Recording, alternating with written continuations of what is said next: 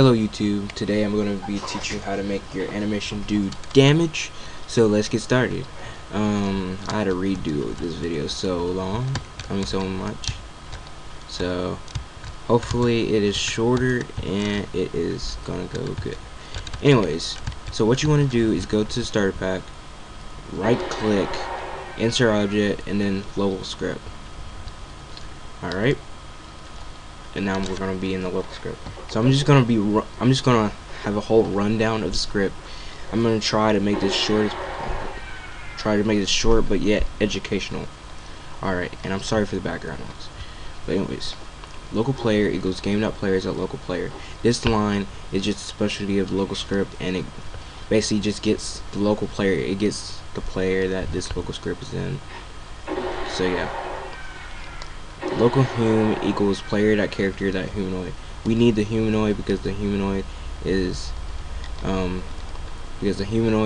holds your walk speed, your health, your the bull values, which is true or false, of if you're gonna jump or not, sit or not, all that.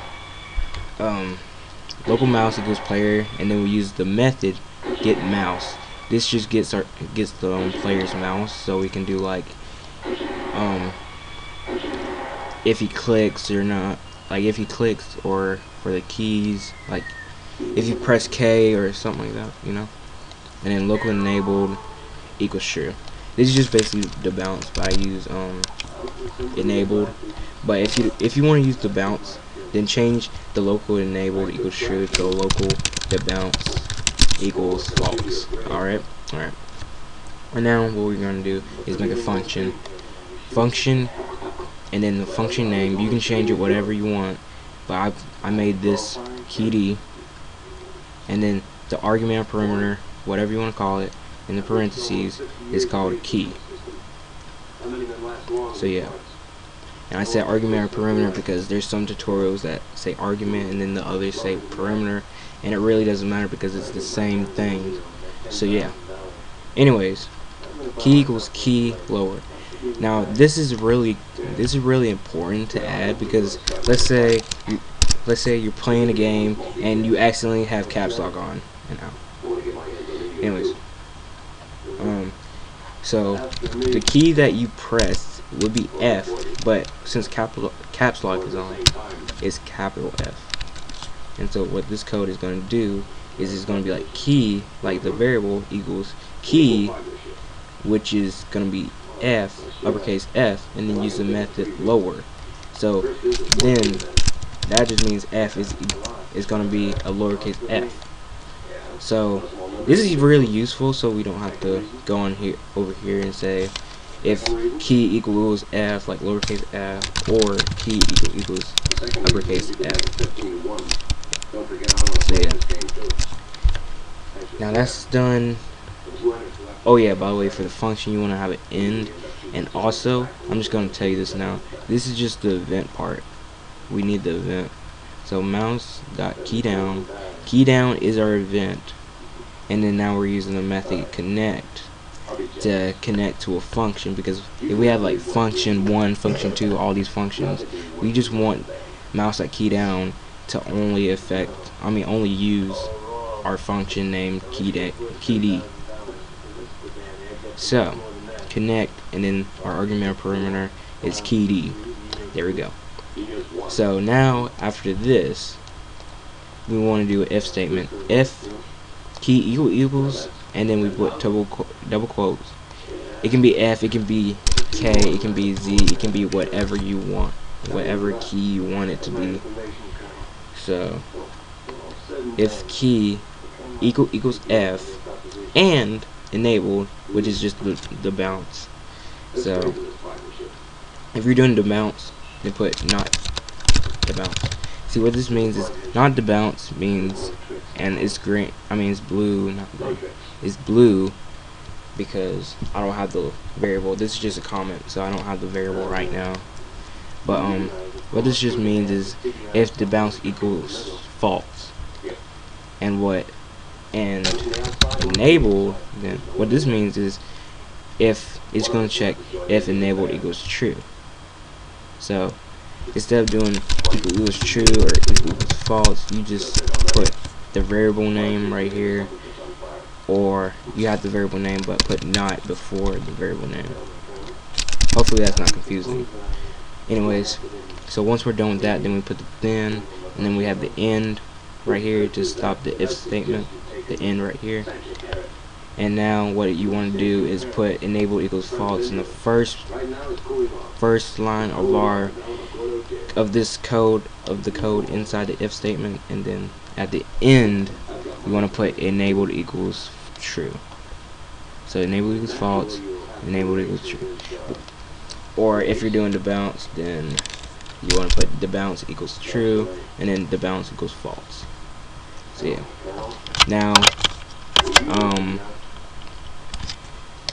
what the enabled or debounce is good for is, so like, let's say you're making a combat where your arm starts up, like it starts up in the air, and then you're making it go down, like making it go down all the way back to your torso, like parallel to your torso. So if we didn't have debounce, then if we spam click F, it's just gonna keep going up, up, up. It's gonna reset the animation, and it's not gonna go through. Now if we have debounce or enabled or whatever you want to call it,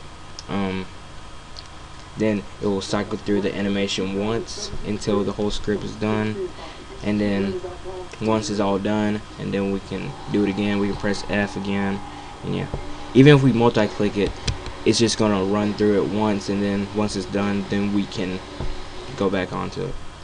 Anyways, so local RA equals player character brackets double quotes right arm. This is good because we're using just the right arm for combat, like on our animation. We're using right arm, so you can change the variable name RA to anything else if you want to.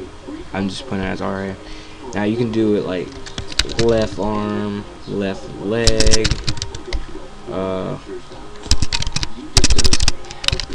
right leg, and you can even erase this to torso. The reason why I have brackets is because it has a space, and we can't just do right leg. We can't just do that. We have to use brackets and then double quotes, or find first child right arm, like that. But we're using the brackets, and you want to put a parentheses right here. I'm just turning this back into what I already had it originally. Okay, this video is getting too long. So local anim equals instance.new animation. This is just making the animation, and then we're gonna get the animation ID in there. So anim, which is our variable name for animation, dot animation ID equals, and then I'll have this part in the description, and then here. What you want to do, and I'm just gonna tell you this. I'm not gonna go on it and help you, but wait, I guess I will. Alright, so what you want to do is go to your home page, and then go to develop. It's gonna take a while. God. Animations. Click your animation, and I'm not gonna show, but where it has the numbers on the link right here in this bar, copy the numbers and then put it after the equal sign on over here. So paste it somewhere like after this equal sign. Alright. Local track equals hum.load animation anim. This is just gonna be used to play the track, to stop the track, to get our link of the track. It's pretty much the same as sound, as Roblox sound. So track humanoid, and then we use the method for humanoid load animation anim. The argument is anim, our animation variable name, and then we're gonna make it play. And while it's playing, we're gonna have the damage script, which we're gonna insert now. So get out of the local script for now. Click on the local script, right click, insert object. Well, actually, you know what, I'm gonna make a 3-part series. Yeah, that'll be better. So I should upload it after after I upload this animation. So yeah. But before we get into the, I still have something to tell y'all. So after the track that play, so let's put this up somewhere else. Long comment.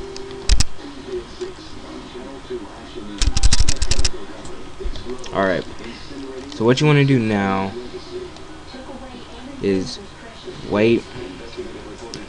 You want to put wait and then parentheses track.link. What this is going to do, and I didn't do this for my animation. Video, but this actually gets the full length of your animation, and it waits until it's all done. And I didn't do that. I just like try to find like the number or whatever, and that's just doing too much work really. So yeah, add that, and then the last code for now is game.debris using the method add item, and then yeah, what add item is okay. So we're gonna put a comment add item, the instance, which is like could be a part, could be explosion, could be anything, and then the time it takes. So let's see. So once this gets over, once the code is running this, it's gonna wait for time to end, and then once that's done, it's gonna get this instance, aka part, whatever. In our situation, the damage script, it's gonna delete it. It's gonna put it in the debris and just, I guess, delete it from being seen. It disappears, if you want to put it like that. So yeah, yeah, it's gonna look like an error for now, but once we get to that other tutorial, you'll know. Alright, well, I hope you enjoyed this, and yeah, give me some feedback. I really need some feedback on these tutorials, and yeah, bye.